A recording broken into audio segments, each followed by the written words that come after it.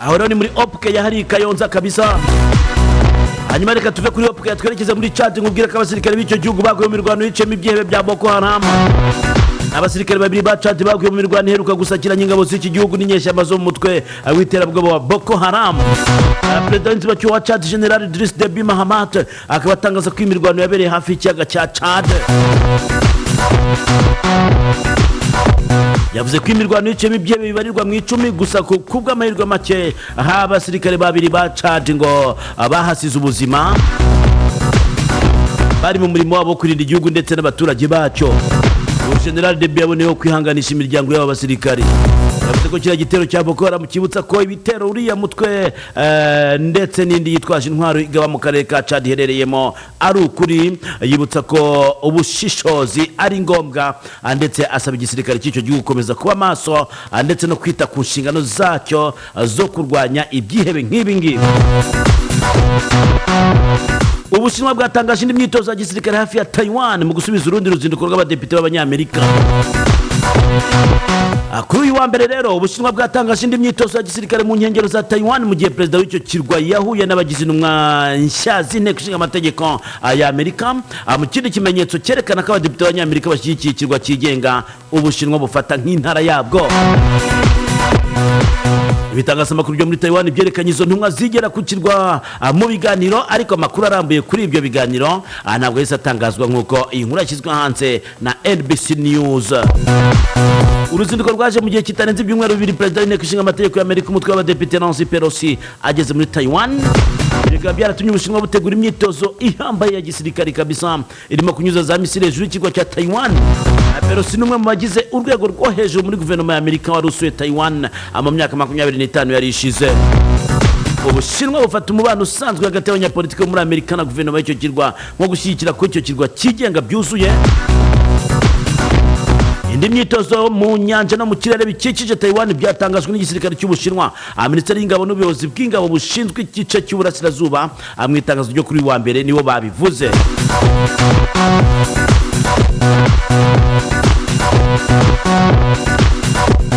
Abasesenguzi bati ni imyitozo yo gukanga Taiwan ndetse n'abafatanyabikorwa bayo, ariko hari byinshi cyane bijyanye n'ubukungu ihungabanya imyitozo kabisa,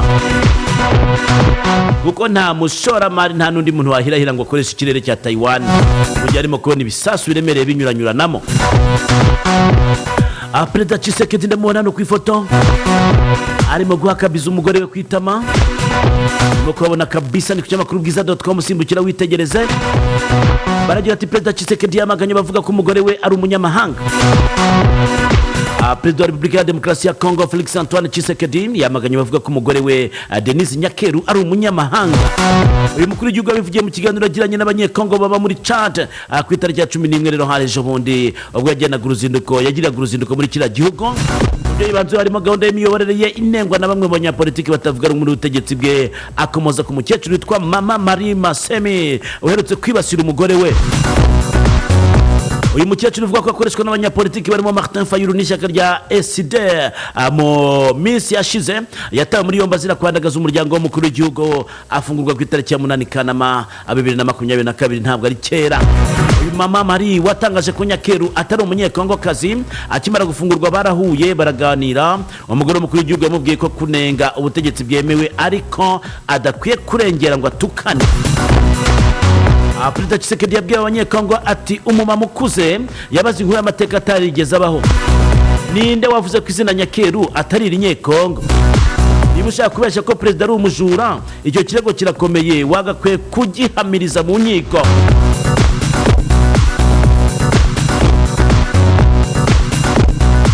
Akaba yarabwiye abanyecada ati buriya rero kuvuga ibyo ubeshyera umukuru w'igihugu cyangwa se umugore we ntabwo ari byo bikwita kutavuga rumwe n'ubutegetsi. Umudepite w'Igoma nawe yavuze ibintu bitangaje ati M23 twicishije inzara pe. Yitwa Jean-Baptiste Kasekwa, umudepite uhagarariye umujyi wa Goma mu nteko ishinga amategeko ya Kongo. Yabwiye ubutegetsi bwa Kongo Kinshasa ko igihe kigeze ngo yongere yisubize umujyi wa Bunagana n'utundi duce two muri territoire ya Rutshuru tumaze amezi 2 mu maboko ya M23. uyu mudepite akomeza avuga ko ubu mu mujyi wa Goma no mu nkengero zawo ibiciro by'ibikomoka ku buhinzi byazamutse ku kigero cyo hejuru bitewe n'umutwe wa M23 usigaye ugenzura ibice bikorerwamo ubuhinzi bikaba byaratumye ubuzima burushaho guhenda mu mujyi wa Goma. Agira ati kwigarurira bimwe mu bice bya Rucuru harimo n'umujyi wa Bunagana bikozwe na M23 byatumye ibiciro by'ibikomoka ku buhinzi mu mujyi wa Goma n'ahandi bizamuka cyane, ubuzima bukaba buri kurushaho guhenda. Biraterwa n'uko Rucuru ari agace gakungahaye cyane ku bikorwa by'ubuhinzi ndetse kanagemurira umujyi wa Goma n'utundi duce tuhegereye ibikomoka ku buhinzi ku kigero cyo hejuru. Akomeza agira ati turasaba leta tunayimenyesha ko igihe kigeze ngo ikoresha uko ishoboye yongera kwigarurira vuba na bwangu Bunagana n'ibindi bice byo muri Rucuru bimaze amezi 2 byarigaruriwe n'umutwe wa M23. Uwo ni umudepite uhagarariye umujyi wa Goma mu nteko ishinga amategeko ya Congo.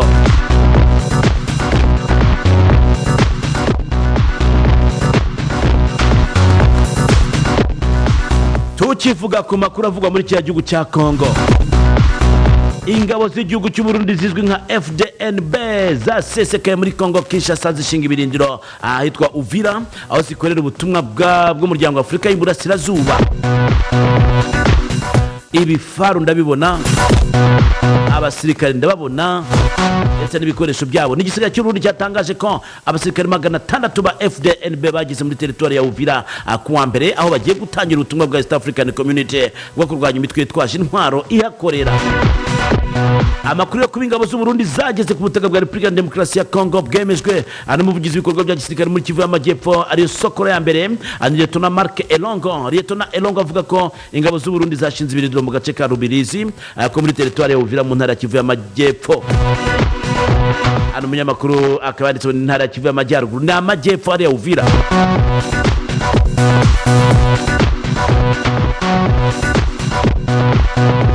Lieutenant Elongo avuga ko ubuyobozi bwa Sokora ya mbere burangajwe imbere na General de Brigade Ramazani Fundi bushishikariza abaturage gukoranira bya hafi n'izi ngabo.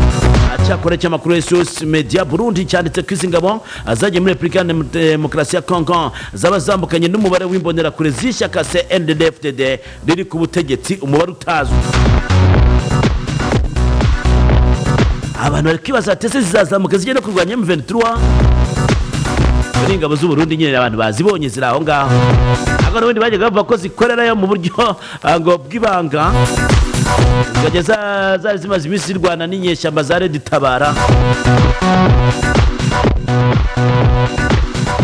Aka tubitega amaso rero turebe.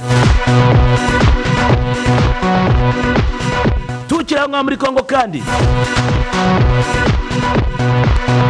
komanda wa polisi muri Kivu ya Ruguru yishwe n'umusirikari we. Komanda wa polisi y'igihugu cya Congo Kinshasa ku munsi w'ejo yishwe mu ijoro nyine nijoro ryo ku cyumweru rishyira kuwa mbere tariki ya 15 Kanama. Uyu komanda wa polisi rero akaba yariciwe mu gace ka Burungu muri territoire ya Masisi iherereye muri Kivu ya Ruguru ahagana mu masaha ya 4 z'ijoro nyine ku cyumweru nyine hashyira kuwa mbere. Wishwe ni komiseri Kibanja Ngabo wari komanda wa polisi muri Rushebeshi ahitwa Burungu, nk'uko abasirikare be babitangaje bikimara kuba. Radio Kapi yanditse ku rupfu rwatewe n'umusirikare w'igisirikare cya Congo wishe arashe ku mpamvu kugeza ubu zitaramenyekana komanda we. Yaramurashe aramwica.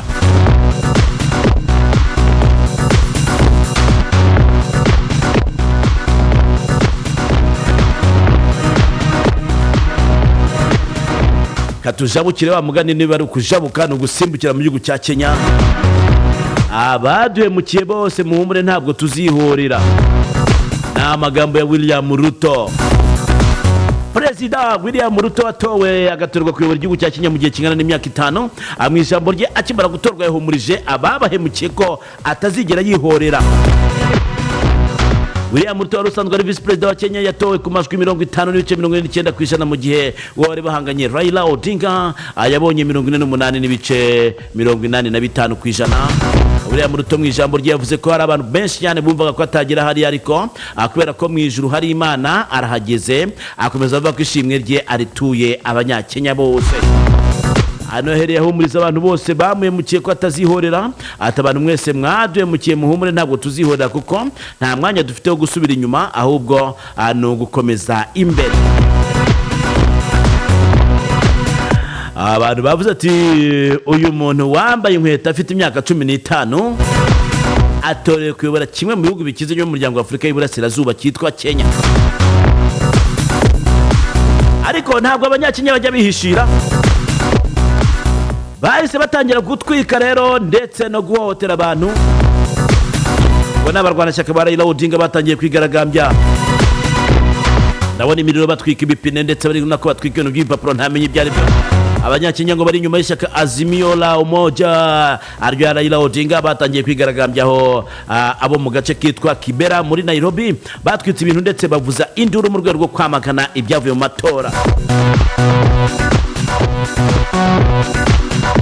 Kuri tariki ya 15 Kanama hari ku munsi w'ejo nibwo komisiyo yigenga y'amatora muri Kenya yemeje ko William Ruto w'imyaka 55 ari watsinze amatora ya perezida muri kiriya gihugu cya Kenya nyine nkuko bikubwiraga mu kanya gato gashize. Icyakora ibyavuye mu matora ntibyashimishije na nyir'ubwite Raila Odinga kuko atigeze agera hatangarijwe ibyavuye mu matora, cyane ko amajwi y'agateganyo yagaragazaga ko yakubiswe inshuro. Mu kwatsa umuriro ku byavuye mu matora rero, abakomiseri 4 kuri 7 ba komisiyo y'amatora basohotse muri ahabarurirwaga amajwi. Ari naho hatangarijwe amajwi bajya kuganira n'abanyamakuru. Uhagarariye abakomiseri yavuze ko bo bitandukanije n'ibigiye gutangazwa byavuye mu matora kubera umwijima wagaragaye mu cyiciro cya nyuma cyo kubara amajwi. Ntabwo byari byagatangajwe, bahita basohoka bati twebwe bigiye gutangazwa twitandukanije nabyo. Ibintu byatumye abaturage bishora mu bikorwa by'urugomo. Ariko ndetse ku mashusho twagiye tubona hagaragaye abapolisi ndetse n'abasirikare bari guhosha ibyo bintu.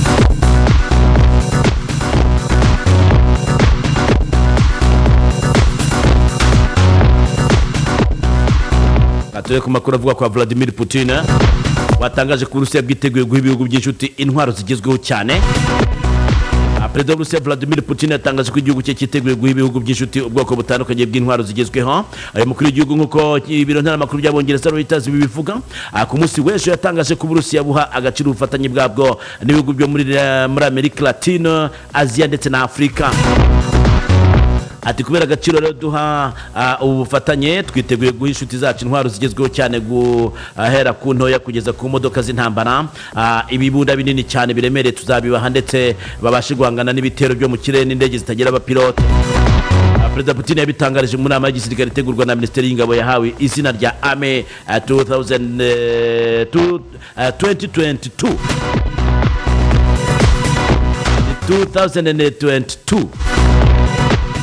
Niko bayise rero, aravuga ati twiteguye kubaha ibitwaro byaba ibihangane n'ibyo mu kirere ndetse n'ibyo ku butaka byose tuzabahereza.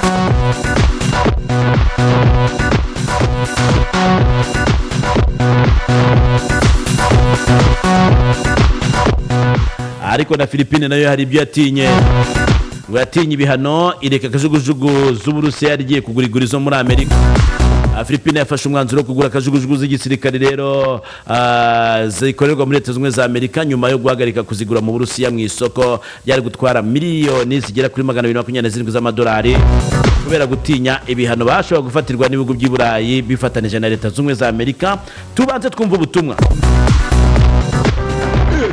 Ikuzani ibintu paki rw'iminota utamara ku mirongo yose ndetse na interineti yihuta mu buryo ntagereranywa. Buri buntu paki yo guhamagara ku mafaranga 200 gusa, ubundi iminota 90 wakoresha ku mirongo yose mu masaha 28. Akarusho nuko ubuntu paki za interineti rw'iminota 100 buri munsi uwahamagaza imirongo yose kandi akanyenyeri 255 urwego uhitemo icyumweru ya gigabyte 1 n'igice ku mafaranga 1500 cyangwa y'ukwezi ya gigabyte 31 ku mafaranga 10,000 gusa. Airtel, umurongo wa telefoni zigezweho. Radio 1 Press Review.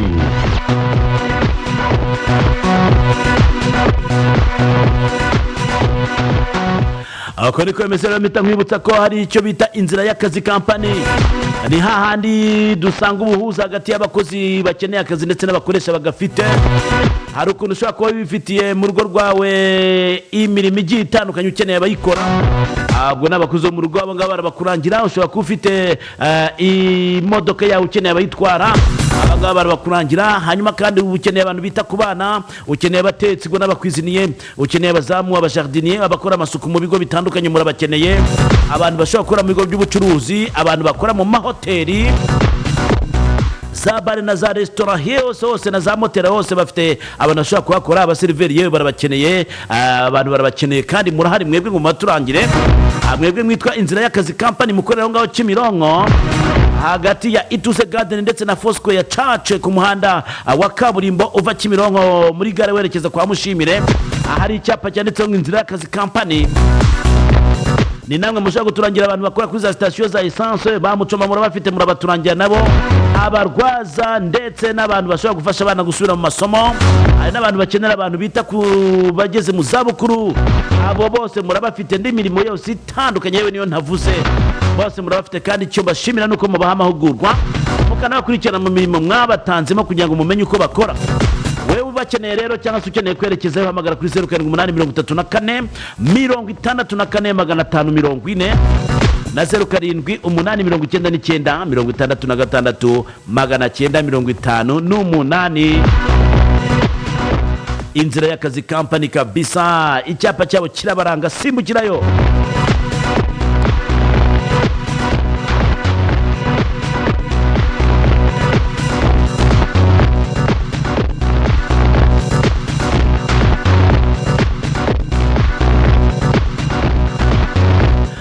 Reka tuve ngaho ku Inzira y'Akazi Company tujye ni Nyagatare, nkubwire ko inka 9 z'umuturage zakubiswe n'inkuba zigapfa. Niko Businge Scovia wo mu kagari Kampare mu murenge wa Karangazi akarere ka Nyagatare mu ijoro ryo ku cyumweru tariki ya 14 Kanama, abwo imvura yagwaga inkuba zakubise inka ze zigera kuri 36, 9 muri zo zirapfa. Uyu muturage yatangaje ko mu gitondo aribwo bamenye amakuru y'uko inka ze zakubiswe n'inkuba, nubwo mu masaha ya nijoro bumvise inkuba zikubita. Izo nkuba zari hatari, yewe no muri ijoro zari hatari.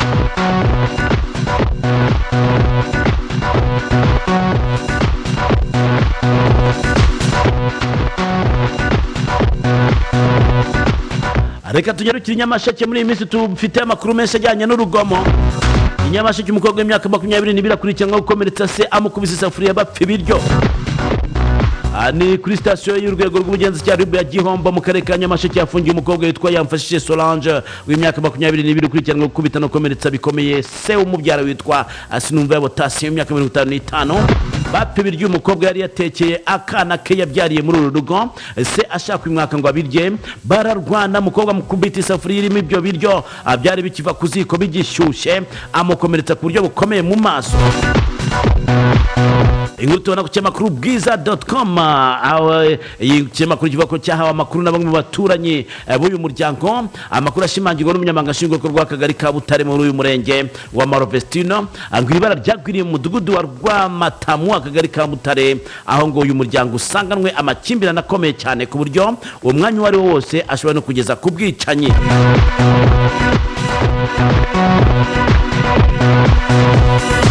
Reka tuva ngaho Nyamasheke tujye Ikirehe. Iyo nkuru Nyamasheke twayisanga ku kinyamakuru bwiza.com, dusimbuke no ku kinyamakuru Kibondo News. Ikinyamakuru cyandika amakuru ajyanye n'abana. Hano baratubwira ati yemerewe inka ikamwa nyuma yo kubyara impanga 3 none amaso yaheze mu kirere. Aho ni mu karere ka Kirehe.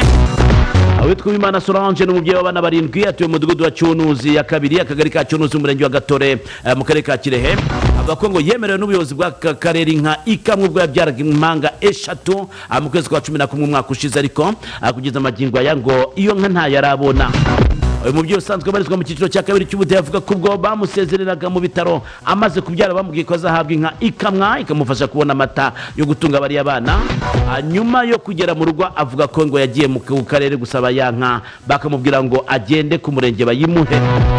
Umurenge wa Gatore ngo wamuhaye inyana nto yishashi nawe arayanga kuko ngo atariyo yemerewe n'ubuyobozi, kandi akababona ntacyo yamumarira kuko akeneye yamufasha kurera aba bana, dore ko baje basanga abandi 4 bari basanzwe bafite bakaba 7.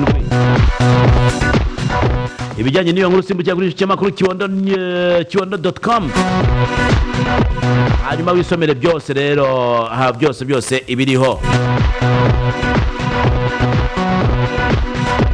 amasaha dutegeka gusoza ibijyanye n'ibinyamakuru nkubwira ko mu bijyanye na COVID-19 ku munsi w'ejo hapimwe abantu 1630 basangamo abantu 5 bafite COVID-19 nta numwe wagiye mu bitaro nta nuwo cyahitanye ku munsi w'ejo. Hanyuma rero abangaba bagaragayeho COVID babiri nabo mu mujyi wa Kigali, umwe ni w'Ubugesera, i Rubavu umwe, i Muhanga umwe, ahandi hasigaye nta muntu n'umwe wigeze agaragarayo. Ariko twibuke kwikingiza ndetse no kwishimangiza igihe cyose twaba tugejeje igihe.